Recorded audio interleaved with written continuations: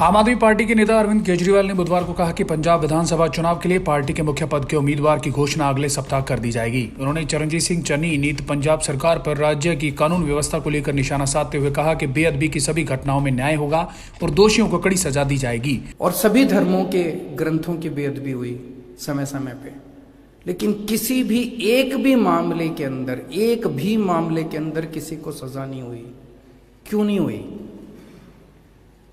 ऐसा नहीं कि हमारी पंजाब पुलिस इसके काबिल नहीं थी करने के। एक बार खुली छूट दे दो, देखो पंजाब पुलिस आपको कितना शानदार काम करके दिखाएगी। क्योंकि उसके अंदर बहुत बड़े बड़े लोग शामिल थे। षड्यंत्र के अंदर बहुत बड़े बड़े तार थे, ऊपर तक थे तार पार्टियों के, और ये सारी पार्टियां मिली हुई थी। इसकी सरकार आ जाए वो उसको बचाते हैं, उसकी सरकार आ जाए उसको बचाते हैं। नतीजा क्या हुआ? रोज बेअदबी के किस्से सुनने को मिलते हैं। रोज बेअदबी के, लोगों की भावनाओं को ठेस पहुंचती है, लोगों को बड़ा दुख होता है। क्यों? उनके हौसले बड़े बुलंद हैं कि जो मर्जी करो कुछ नहीं होता। जितने बेअदबी के मामले में सब में कठोर से कठोर सजा दिलवाएंगे पकड़ के, चाहे कोई कितना भी बड़ा क्यों ना हो।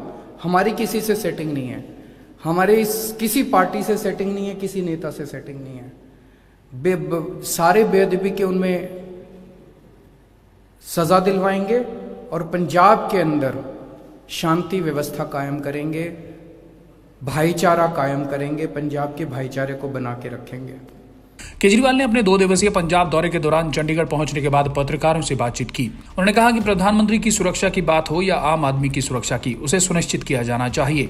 चुनाव के मुद्दे पर उन्होंने कहा कि मुख्यमंत्री पद के चेहरे की घोषणा अगले सप्ताह कर दी जाएगी। आम आदमी पार्टी के राष्ट्रीय संयोजक ने पिछले साल घोषणा की थी कि 2022 के विधानसभा चुनाव के लिए पार्टी का मुख्यमंत्री पद का उम्मीदवार सिख समुदाय से होगा। बता दें कि पंजाब विधानसभा चुनाव के लिए मतदान 14 फरवरी को होगा, जबकि मतगणना 10 मार्च को की जाएगी। दिल्ली के मुख्यमंत्री ने पिछले कई सालों से राज्य को कथित रूप से लूटने के लिए कांग्रेस और बादल परिवार की भी आलोचना की। उन्होंने कहा कि कांग्रेस और बादल परिवार का गठजोड़ पिछले कई वर्षों से चल रहा है। कांग्रेस और बादल परिवार दोनों पंजाब को लूटते रहे हैं, अब यह खत्म हो जाएगा। पंजाब में खुशहाली आएगी और पंजाब के लिए अच्छा समय आने वाला है। 25 साल तक कांग्रेस ने पंजाब पे राज किया, 19 साल तक बादल परिवार ने पंजाब पे राज किया। इन दोनों ने एक तरह से पार्टनरशिप में राज किया। 1966 से लेके आज तक इन दोनों की पार्टनरशिप की सरकारें थी। चाहे किसी भी पार्टी की सरकार आ जाए, चाहे बादल परिवार की सरकार आए, चाहे कांग्रेस की सरकार आए, गठजोड़ में इन्होंने पार्टनरशिप में सरकारें चलाई। इनकी सरकार आती थी तो वो उनके खिलाफ कोई एक्शन नहीं होता था, उनकी आती थी तो इनके खिलाफ। दोनों लूटते थे, मिल बांट के खाते थे, दोनों लूटते थे। इस बार लोगों ने मन बनाया है, इसे खत्म करना है, बहुत हो गया। इस पार्टनरशिप की सरकार को खत्म करके आम लोगों की सरकार बनानी है, आम आदमी की सरकार बनानी है, आम पंजाबी की सरकार बनानी है। राज्य में कानून व्यवस्था की स्थिति को लेकर चरणजीत सिंह चन्नी नीत सरकार पर निशाना साधते हुए आप प्रमुख ने हाल ही में हुए बम विस्फोट, बेअदबी की घटनाओं और प्रधानमंत्री नरेंद्र मोदी की सुरक्षा में चूक जैसी घटनाओं का जिक्र किया। उन्होंने आरोप लगाया कि कानून व्यवस्था बिगड़ती जा रही है।